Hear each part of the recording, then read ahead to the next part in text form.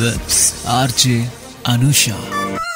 Radio city నువ్వు నేను ఓ సినిమాలో ఇవాల్టి సినిమా ఫనా. ఈ సినిమాని డైరెక్ట్ చేసింది కునాల్ కోహ్లీ. ఈ సినిమాలో ఆమిర్ ఖాన్ ఇంకా కాజోల్ లీడ్ రోల్స్ ప్లే చేయడం జరిగింది. 26th May 2006 రిలీజ్ అయిన ఈ సినిమా ప్రేక్షకుల మనసు దోచుకుంది అనడంలో సందేహమే లేదు. వాట్ అ ఫిల్మ్ అసలు. స్పెషల్ గా ఈ సినిమాలో మ్యూజిక్ గురించి మాట్లాడుకోవాలి. మొత్తానికి 7 పాటలున్నాయి. నేను నా చిన్నప్పుడైతే స్కూల్ టైంలో ఇందులోంచి దేశ్ రంగీలా అని చెప్పేసి ఒక సాంగ్ ఉందన్నమాట. సో ఈదర్ ఇండిపెండెన్స్ డే కో రిపబ్లిక్ డే కో డెఫినెట్ గా ఈ సాంగ్ మీద పర్ఫార్మ్ చేసేదాన్ని. అండ్ అలానే చాన్స్ ఫైర్స్ అనే సాంగ్ కూడా చాలా చాలా బాగుంటది. వెల్, చెప్పుకోవాలంటే ఆ మాటకి అన్ని పాటలు బాగుంటాయి. 52nd ఫిల్మ్ఫేర్ అవార్డ్స్ లో Fanaa won 3 awards including best actress. మరి సినిమా విషయానికి వస్తే జూనీ అలీ బేగ్ ఆమె ఒక బ్లైండ్ కశ్మీరీ ఉమెన్ అన్నమాట, who travels for the first time to New Delhi. తన ఫ్రెండ్స్ అందరితో కలిసి ఫాతిమా, ఫాటీ అని చెప్పేసి, మెహబూబా, బోబో, రుబీనాని రూబీ అండ్ వాళ్ళ dance teacher Helen to perform in a ceremony for Republic Day. అక్కడ తన టూర్ గైడ్ ని కలుస్తుంది. తనే రెహాన్ కాదర్.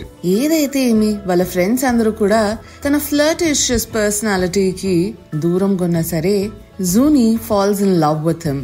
రెహాన్ ఇంకా జూనీ వాళ్ళ లాస్ట్ నైట్ ని ఢిల్లీలో కలిసి గడుపుతారు. Rehan stops Juni from leaving Delhi and her parents soon arrive in Delhi to make arrangements for their wedding. Zuni eyesight restore అవుతుంది after surgery. కానీ తను లేచిన వెంటనే she finds out that Rehan was killed in bombing in the city.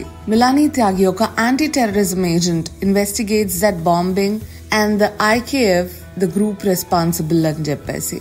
It is revealed that IKF is fighting for an independent Kashmir and that Rehan is their leader. Tana death ni fake chestaru, so Zuni won't come looking for him అని చెప్పేసి. He admits that he loves Zuni but concedes that she can never see him again. 7 సంవత్సరాల తర్వాత it is revealed that IK have acquired a nuclear weapon after attacking an Indian army station. But that IKF still requires a trigger. Sushil Rawat, Malini యొక్క teammate, orders for all nuclear triggers to be moved. Rehan operate చేస్తారు ఇది undercover operation within the army. Steals a trigger as it is being moved. But Malini figures out he is the IKF leader and sends forces to stop him. ఈ process లో రెహాన్ చాలా దారుణంగా anger అవుతాడు. He makes his way to remote house for help and అది ఎవరిల్లో కాదు, జూనీ వాళ్ళ ఇల్లు అవుతుంది.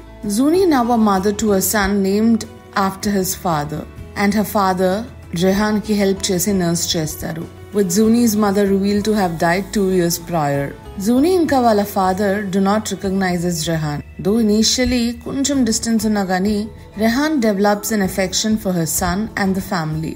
Rehan eventually reveals his identity to them but does not tell them about his terrorism. Initially heard, Zuni refuses to let Rehan leave her again. వాళ్ళిద్దరూ పెళ్లి చేసుకుంటారు వాళ్ళ నాన్నగారి సాక్షిగా. సో మరి పెళ్ళైపోయాక రెహాన్ ఇంకా ఈ యాక్టివిటీస్ లో పార్టిసిపేట్ చేస్తాడంటారా? మాలిని అసలు వదులుతాదంటారా? అసలు ఈ స్టోరీ ఎక్కడికి లీడ్ చేస్తుంది? ఇవన్నీ తెలుసుకోవాలంటే సినిమాని రిపీట్ అయ్యాల్సిందే. అదబ్బా నువ్వు నేను సినిమాలో ఇవాల్టి సినిమా ఫనా.